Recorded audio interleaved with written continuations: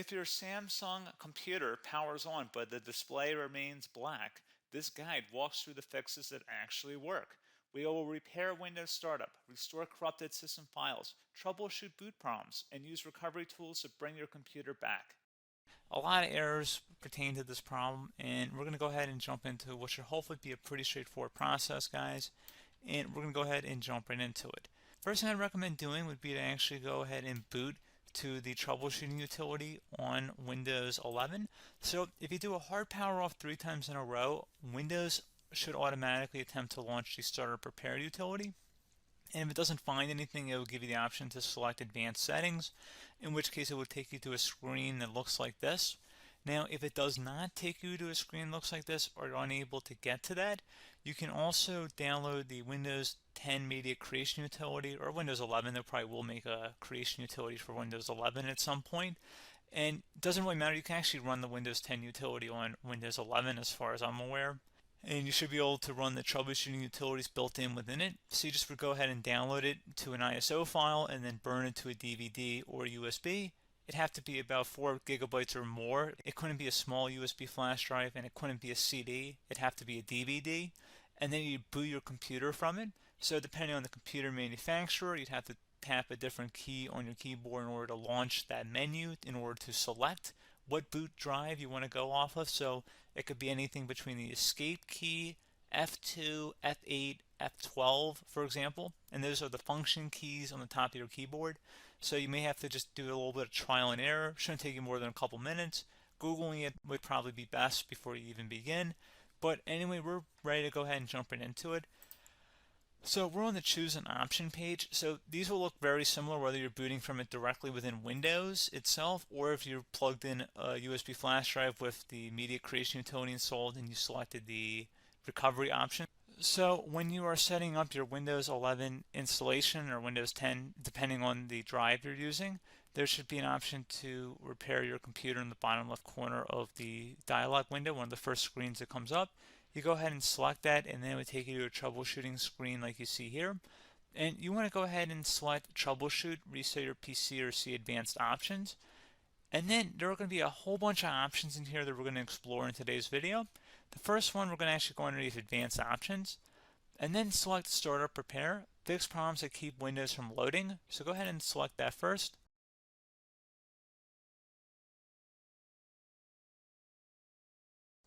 Okay, so you can see it could now repair our PC. That was our first option we could try. Something else, if we go back into advanced options here and then select troubleshoot, we're going to go underneath advanced options again. You can go ahead and actually access safe mode by selecting startup settings. And then if you select the restart button, you have the option on the screen select safe mode with networking, which will give you a key on the screen. It'll tell you which key to press to enter that.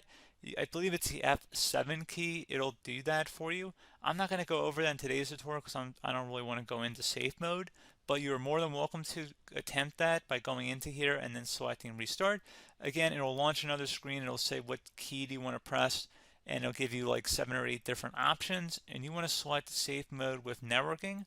There's also an option for a command prompt too, but that's going to be something we're going to cover later in this video, and we don't even have to go through that in order to access it. So that's why I'm not going to really push for that, because unless you know exactly what's causing the problem, you probably don't need to go into safe mode.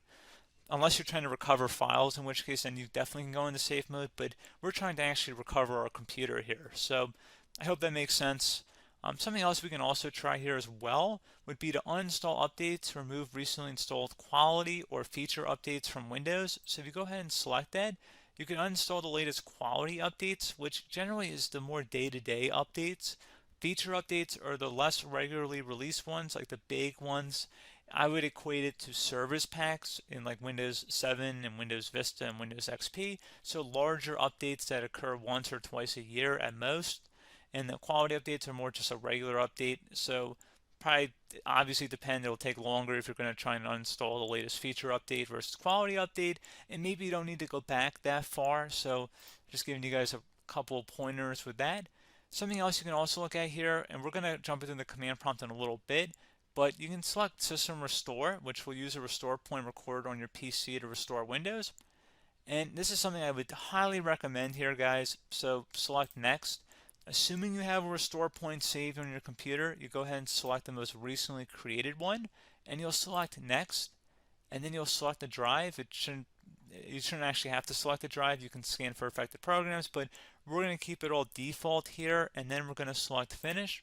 So once started, system restore cannot be interrupted. Do you want to continue? I think we're going to select yes. I don't think we have anything better to do on our computer right now, so just give it a moment here to initialize. It will take a couple minutes to run, obviously depending on how large your hard drive is and how much is saved on the system restore point. So just give it a couple minutes here.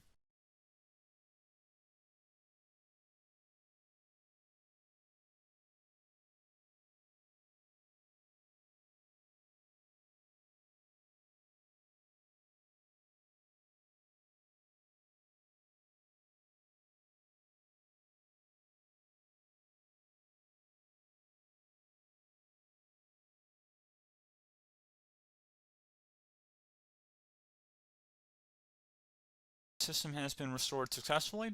We're going to go over a couple different methods in addition to that if that did not work. So I'm just going to pause the video and we're going to start back on the recovery screen that we started with. Okay, so a couple other things we can try here too. If you go back into Troubleshoot, you can select Reset Your PC, while you choose to keep or remove your personal files and then reinstalls Windows. You can select to keep my files, which will remove apps and settings but keeps your personal files. You can also select Remove Everything, which will remove all of your personal files, apps, and settings. So this is more of a factory reset, the second option here.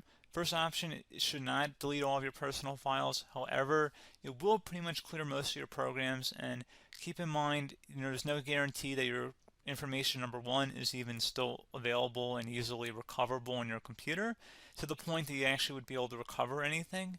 And the second point is that there's always a chance that it won't actually recover and it will just do a factory reset anyway.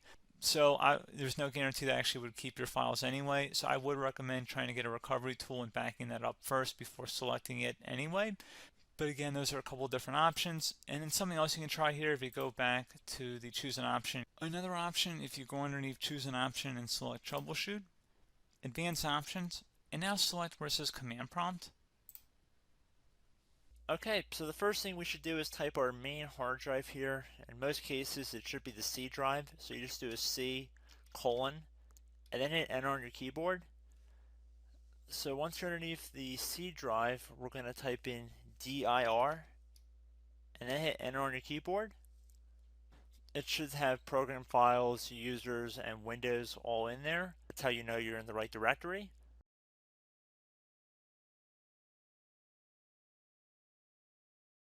In some cases, it might be the D drive as well, so just keep that in mind.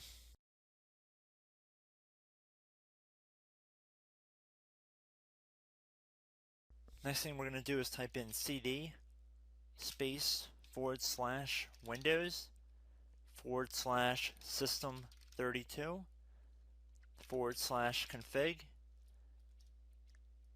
and then you're going to hit enter on your keyboard.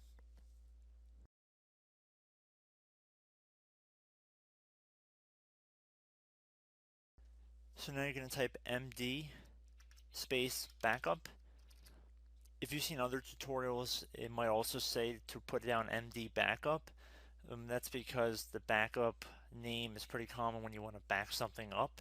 So you can name this whatever you want, doesn't have to be backup. So if you've already made a backup folder in the past, you could do backup 1, for example. So once you're done setting the name you want the backup to be called, hit enter on your keyboard again.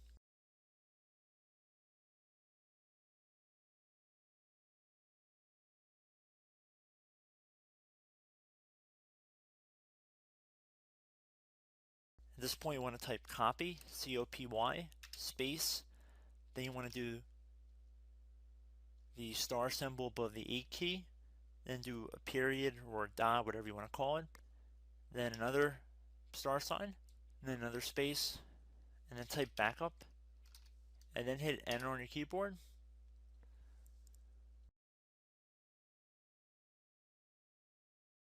Now you want to type cd reg back, REG BACK, and then hit enter on your keyboard. So now that we are under the reg back, so now you want to type dir again, and then hit enter.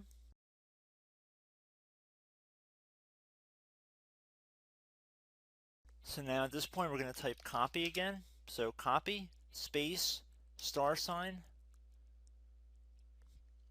dot, another $sign, space, and then 2 dots. So we're going to type copy, space, $sign, dot, sign, $sign, dot, dot, and then hit enter on your keyboard again. So for overwrite, you want to overwrite all. So type A on your keyboard, so capital A, and then hit enter on your keyboard.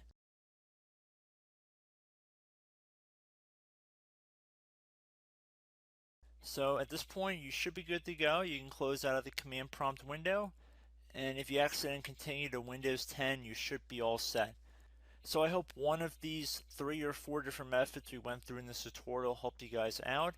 Again, I'm not sure if you guys heard me earlier, but try to go back into your safe mode if possible and uninstall any programs you know might be conflicting with the Windows startup if you can get into safe mode. So just keep that in mind. Something very simple like that could be blocking up everything.